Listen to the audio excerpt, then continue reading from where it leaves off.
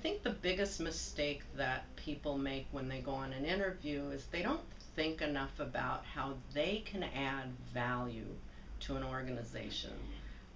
An employer is going to hire somebody based on the way that they can express how they add value and think in terms of strengths. The two things that I recommend people do when they go on an interview are consider preparing some of the answers that they think typically an employer would ask. Tell me about yourself. What strengths do you bring? What qualifications do you have? Why do you want to work here? Why are you here right now? Not memorize answers, but think in terms of how you can add value to an organization. And the other thing is to consider that an employer isn't going to hire you just because you're the most qualified person for a job. They're probably going to hire you because you make a good impression. And so likability is a big component here.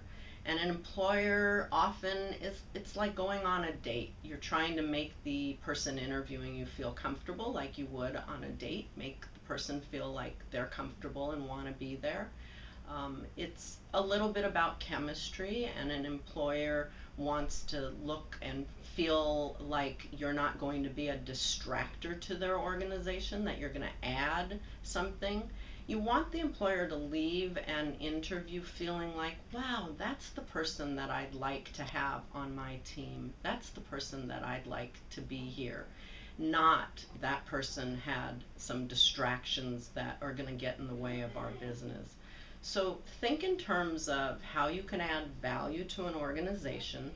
Think about likability, being confident, being generous, being positive, and think about preparing some answers to questions that you would be asked in advance.